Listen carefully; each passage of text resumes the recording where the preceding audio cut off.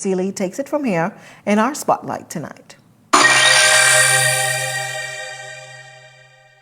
The arts can change the life of a child. Dr. Ann Higgins, president of the World Dance Council and the iDance ministry based in the United States, introducing some 200 kids from the inner city and the Simpson Penn School for Boys to the beauty of the arts and the therapy it possesses. This week, it has been such a great impact in the lives because of this ministry that is dealing with mental illness, disability, and violence. These are the children that we were able to minister to through the arts. Hands and feet got fully immersed in colorful hues of paint.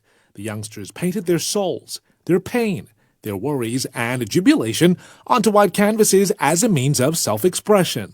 Listen, when you see some of it had freedom, some had BrOKen. When I saw what they was expressing, my heart went out, 12, 13, 14-year-old, saying freedom. They want to be free. María Daniel of idanceministry and her dance troupe of 9 touched down in Nassau last week, introducing the organization's Project BrOKen to the inner city kids. We're using dance and art to depict mental health, disabilities, and addiction.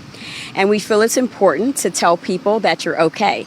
In the middle of BrOKen are 2 words, okay.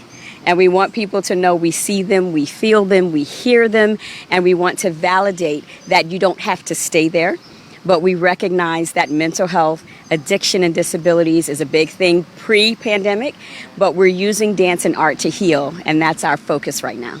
Daniel and Dr. Higgins both agree that they saw the hearts of the youngsters poured out on larger-than-life canvases. And as they witnessed the kids paint and interact with team members, they saw their hearts touched and ultimately changed. This is what is inside of these young men. And I saw the change, the joy that came out of them.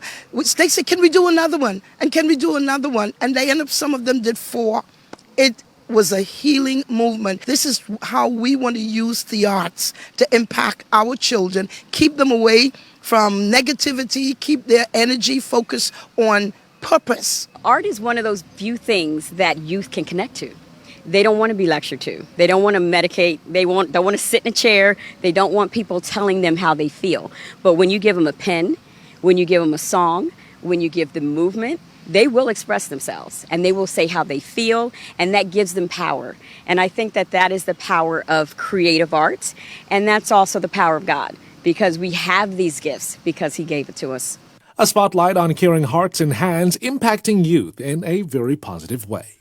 Theo Seeley, Eyewitness News. Very inspiring story, Theo. Well, still to come tonight, our Devontae Hanna has your latest check on sports. Good evening, Devontae.